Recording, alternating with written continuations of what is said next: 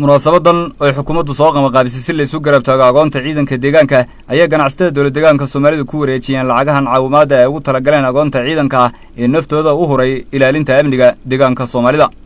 waxaana munaasabadan ka soo qayb galay madaxweyne ku-xigeenka deegaanka Soomaalida mudane Ibrahim Cismaan wasiirka xafiiska madaxweynaha Dr. Xuseen Xaashi Qaasim hoggaanka nabadgelyada deegaanka mudane Dayb Axmed Nuur komishineerka komishinka booliska ee dowlad deegaanka Soomaalida Sarreey Guud Cabdi Cali Siyaad ganacsato saraakiil qoysaska agoonta iyo marti sharaf kale mudane Ibrahim Cismaan Faarax madaxweyne ku-xigeenka dowlad deegaanka Soomaalida ayaana ganacsatada uga mahad celiyay lacagahan ay ku taageereen agoonta ciidanka deegaanka oo u baahan in mar walba la isgarab taago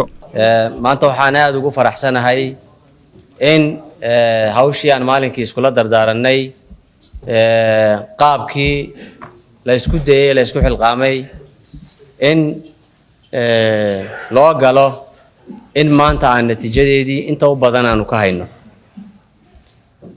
marka si gaar ah waxaan ugu mahadnaqayaa runahaan guddigii si gaar ah isku xilqaamay ee hawshan ku jiray waliba markaste wixii tala iyo waxay hayaanba inala wadaagayay way nagu yar tahay guddi nooca ah inta badan oo wad arkaysaan mar alla markay dhibaato timaado gudiyaashu waa la isgarab yaaco waa la shaqeeyaa laakiin kamida dhalka marka la eego natiijada marka la eego way nagu yar tahay marka tani waxay ku tusaysaa ahmiyadda ay muujinayso isgarabtaaga ciidankeena iyo ka warhaynta waliba dadkii agoomaha maaragtay saraakiishay ama ciidankeenu ay ka tageen culayskii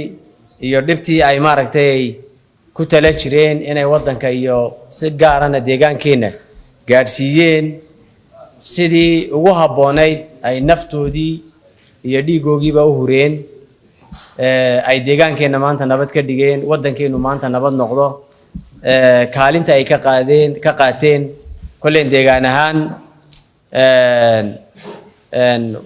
si gaar ayaan ugu mahadnaqaynaa sidoo kale aqoonsiyo noocana inaan xoojino oon mar kaste laga warhayo waa waxyaabahaan isla qaadanay marka in dawlad niga warhaysa dawlad iyo shacab dhibaatadiina marnaba iniga kaliya nigu eegayn inay jirto fagaaro muujinaya weeye maanta fagaarahaanu qabanay marka sidaa darteed xukuumad ahaan kulleen ganacsatadu hantiday soo urusheen iyo si gaara lacag gaaraysa waliba magta oo ah 54 milyan oo bir ayaanu diyaarinay waa loo shubay komishinka booliska waxaanu isla qaadanay in si degdeg ah agoomaha ay maaragtay lacagta ay u gaadho si joogto ah in laga warhayo kulleen xukuumad ahaan ballanta aanu qaadayno ayay noqon doontaa mar labaad guddigii isxilqaabay hawshan xaggan soo gaarsiiyey maanta maxaan ku dhahday lacagta inagu wareejiyey xukuumad ahaan aad iyo aad bay u mahadsan yihiin geesta kale hoggaanka nabadgelyada dowlad deegaanka Soomaalida mudane Dayb Axmed Nuur ayaa sheegay inaan marna la ilaawi doonin agoonta ciidanka naftooda u huray amniga deegaanka ee maanta lagu naaloonayo munaasabadan oo ay soo qabanqaabisay xukuumadda deegaanka Soomaalida ujeedkeeda guudna ay tahay in aan inagoo gacmaha haysanno dawlad iyo ganacsato iyo shacabba aan ku garab istaagno kuna kaalmayno mujaahidiintii yani ku shahiiday dagaaladii deegaankeenna ay isku dayeen argagixisada iyo xoogaga kaleba inay ku carqaladayaan deegaankeenna naftooda u huray in lagu xusuusto agoontoodii lagu xuso lagu garab istaago wixii loogu qaban karo loogu qabto bay yay aasaas u tahay munaasabadan run ahaantii waana munaasabad aad u qurux badan waxaan marka hore ka codsan lahaa marka ka soo qaybgalayaasha kulankan in ay ku xusuustaan halyeeyadii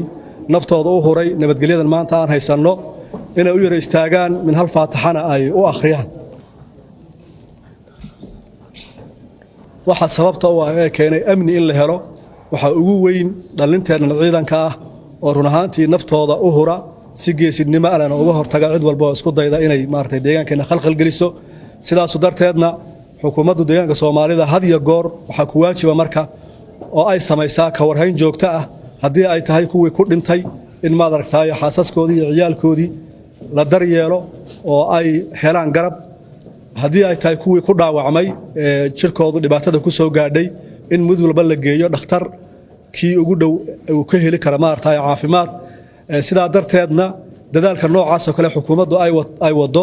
ay muhiim tahay iyaduna inay bulshadu dareento ay ku garab istaagto iyadna oo ganacsatada iyo cid walba oo xili karta iyaduna